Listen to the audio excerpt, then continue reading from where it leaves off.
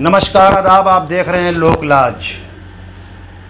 देश की राजनीति में ऐसा पहली बार हुआ जब 9 बार के लगातार विधायक, सांसद, कैबिनेट मंत्री, उत्तर प्रदेश सरकार में कैबिनेट मंत्री रह चुके आजम खान को लगभग 4 साल तक बकरी चोरी, मुर्गी चोरी जैसे घर में घुस के मारपीट जैसे मामलों में 4 साल जेल में रहना पड़ा।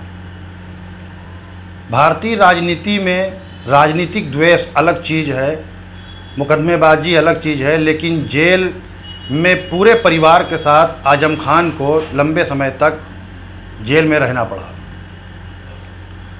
आजम खान उत्तर प्रदेश की राजनीति का वो चेहरा है जो कभी मुलायम सिंह को मुस्लिम वोट बैंक की राजनीति के लिए इस्तेमाल किए जाते थे और उत्तर प्रदेश के कद्दावर नेताओं में सपा के गिने जाते हैं।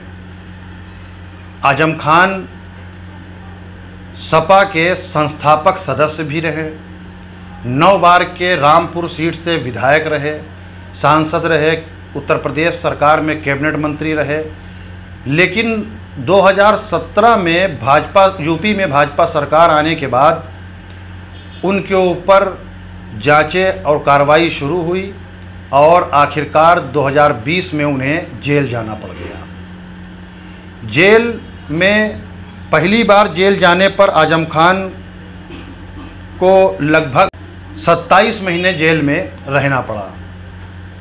27 महीने जेल में रहने के बाद आजम खान छूटे। राजनीतिक उत्तर प्रदेश में भूचाल मचा।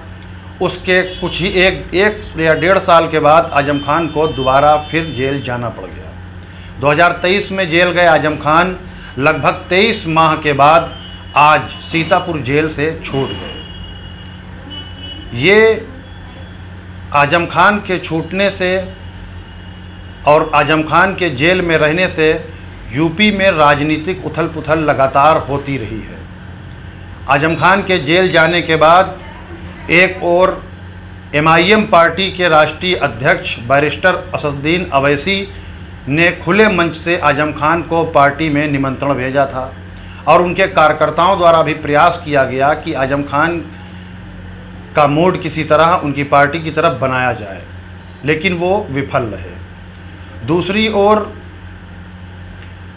BSP की ओर से भी कई बार प्रयास किया गया कि आजम खान भी बसपा की तरफ अपना रुख करें।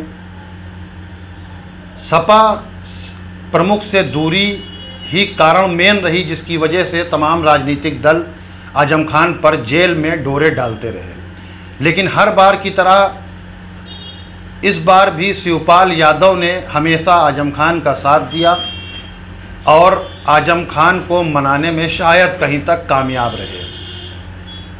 ASP प्रमुख चंद्रशेखर भी लगातार आजम खान से नज़दीकियां बनाए हुए हैं, लेकिन आजम खान और उनके परिवार ने अपनी राजनीतिक रणनीति अभी तक किसी के सामने ओपन नहीं की है, जिससे उत्तर प्रदेश की राजनीति में बाउंडर मच गया है।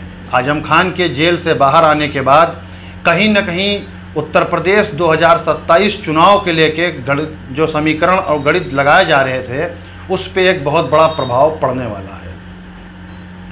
अब एक तरीके से कहा जाए तो राजनीति में आजम खान का ऊँट किस कर्मठ बैठेगा ये तो आने वाला समय ही बताएगा, लेकिन राजनीतिक जो बुद्धिजीवी वर्ग है उनके अपने आंकड़े हैं। उत्तर प्रदेश का 18% मुसलमान और दलित, अगर ये कॉम्बिनेशन होता है तो भाजपा सरकार के लिए बहुत बड़ी मुसीबत सामने आ सकती है। कहीं ना कहीं आजम खान के जेल जाने के बाद उत्तर प्रदेश में मुस्लिम क़यादत कमज़ोर हुई, जिसको देखते हुए उत्तर प्रदेश का मुसलमान जिस तरह सोशल मीडिया और मीडिया में बयानबाजी कर रहा है उससे कहीं तक लगता है कि सपा का मुस्लिम जनाधार खिसक चुका है। अब अगर आजम खान सपा के लिए मेहनत करते हैं तो शायद भविष्य में मुसलमान सपा के साथ सिमट सकता है, वरना अगर आजम खान सपा के हाथ से निकले तो सपा जो आज देश में 3रे नंबर की पार्टी बनने का दावा करती है उसको 2027 यूपी में चुनाव बहुत भारी पड़ जाएंगे। अगर चंद्रशेखर आजम खान को मनाने में कामयाब हुए और दलित और मुस्लिम समीकरण बन के तैयार हुआ तो वो सभी पार्टियों के लिए बहुत घातक साबित होगा। इसीलिए राजनीतिक विशेषज्ञों का सीधे तौर पर कहना है कि आजम खान की जेल से रिहाई 2027 चुनाव का समीकरण बिगाड़ने के लिए काफ़ी है। यूपी में आजम खान का कद राजनीति में बहुत लंबे समय से बना हुआ है। कहीं ना कहीं मुस्लिम समाज की कायद के तौर पर आजम खान यूपी से उभरकर सामने आए थे और लगातार मुसलमान मुलायम सिंह यादव को सपोर्ट करता रहा और अखिलेश यादव को भी वोट किया। लेकिन अखिलेश यादव की भाजपा सरकार आने के बाद की चुप्पी और आजम खान का जेल जाना और आजम खान के जेल जाने पर चुप्पी कहीं ना कहीं मुसलमानों के दिलों को खटक गया है।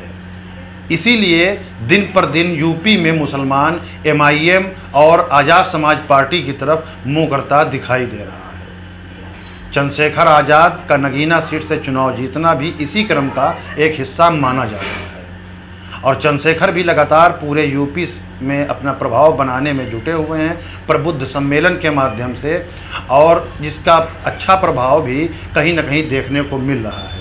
लेकिन आजम खान की जेल से वापसी पर अभी तक आजम खान का राजनीतिक कोई बयान सामने नहीं आया है, जिससे राजनीतिक गलियारों में बहुत उथल पुथल मची हुई है।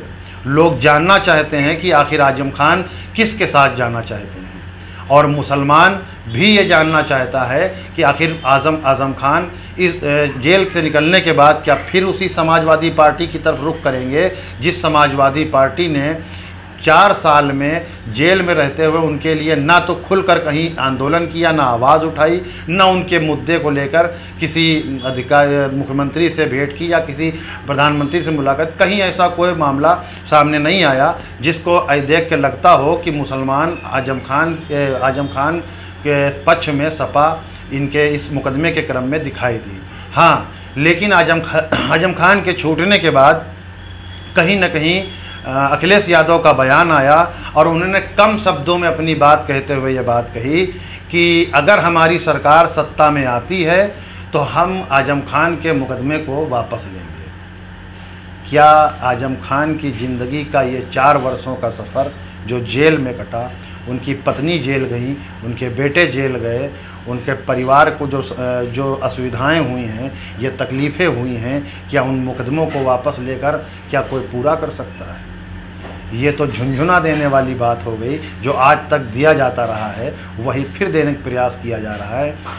यही सेकुलर दल मुसलमान शब्द का नाम अपनी ज़बान पर लाते हुए कतराते हैं। लीचिंग हो, 3 तलाक हो, NRC हो, वक्फ हो, ये कहीं दूर तक मुसलमानों की कतारों में खड़े कोई दल सेकुलर दल नहीं दिखाई देते।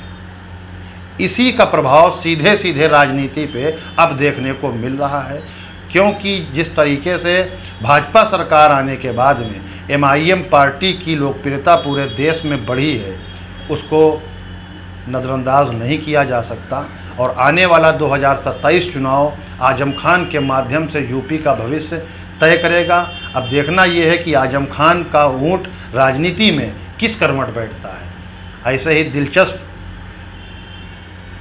चर्चा के लिए हमारे साथ जुड़े रहें और देखते रहें लोकलाज न्यूज़।